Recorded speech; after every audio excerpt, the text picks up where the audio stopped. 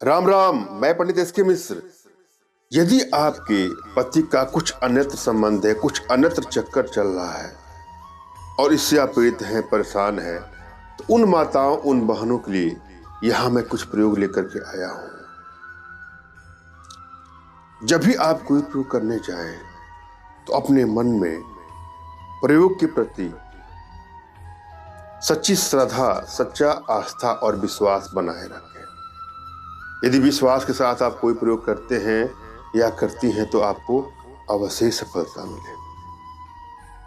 किसी भी प्रयोग में सफलता के लिए आवश्यक शर्त है विश्वास का होना।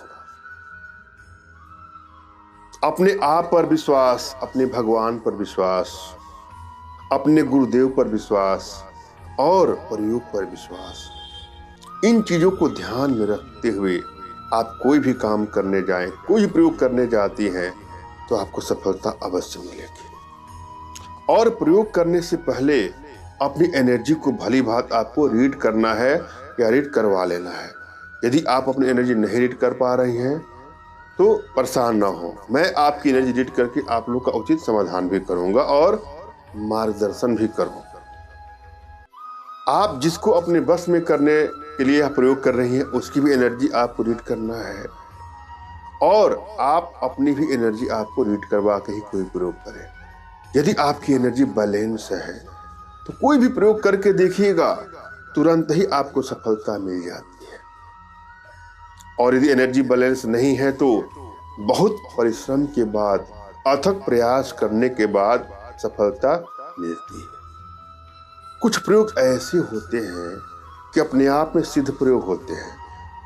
वो आपकी एनर्जी बैलेंस हो या नहीं बैलेंस हो, वह अपना लाभ देते ही देते हैं यदि आप सच्ची निष्ठा के साथ, सच्ची श्रद्धा के साथ, विश्वास के साथ उसका प्रयोग करती हैं।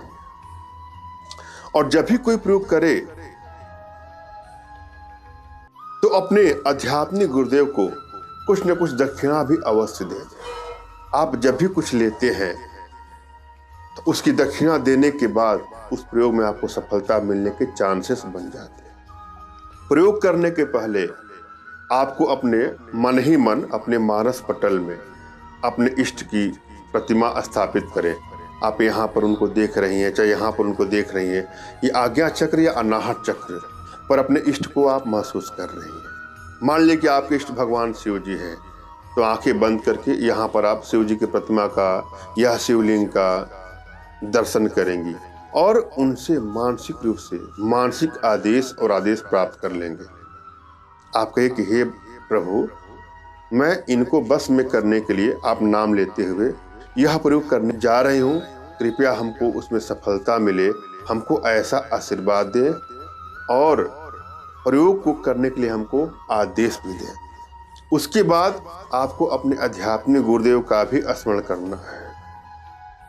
मन ही मन उनको, जैसे अपने प्रभु का स्मरण किया है वैसे इनका भी आपको स्मरण करना है। अपने आध्यात्मिक गुरुदेव को अपने दिल में रखते हुए उनसे भी आपको मानसिक रूप से मानसिक आदेश और आशीर्वाद प्राप्त कर लेना है। जब भी कोई प्रयोग करने जाएं तो गुरु का होना आवश्यक है। गुरु से आप मानसिक आदेश और आशीर्वाद प्राप्त के प्रयोग करेंगे, आपको सफलता अवश्य मिलेगी। गुरु के अभाव में कोई प्रयोग नहीं होता है। अब प्रश्न ये है कि जिनके पास आध्यात्मिक गुरुदेव नहीं है वो क्या करें? किसी न किसी को गुरु बना के ही काम करिएगा, पहले चीज। अगर आपके पास कोई आध्यात्मिक गुरुदेव नहीं तो बिल्कुल निराश भी न हो। मेरे प्रति कृतज्ञता का भाव, श्रद्धा का भाव और विश्वास का भाव रखते हुए मुझसे ही मानसिक रूप से मानसिक आदेश और आशीर्वाद प्राप्त कर यह प्रयोग करें, आपको सफलता अवश्य मिलेगी। मुझसे मानसिक रूप से मानसिक आदेश और आशीर्वाद प्राप्त करने के लिए कमेंट बॉक्स के नीचे आपको टाइप करना है कि मुझे आदेश दें, और यदि रिप्लाई में मैं आपको हार्ट का सिंबल या साइन देता हूं तो आप समझिएगा कि आपको आदेश और आशीर्वाद मिल चुका है। इस प्रयोग को आप कर सकते हैं या कर सकती हैं। कमेंट बॉक्स में वही लोग कमेंट करें जिन्होंने चैनल को सब्सक्राइब किया है। यदि आप लोगों ने सब्सक्राइब नहीं किया है तो सब्सक्राइब कर लीजिएगा। यहाँ पर मैं जो प्रयोग बता रहा हूँ आपको, यह प्रयोग उन माताओं, उन बहनों के लिए है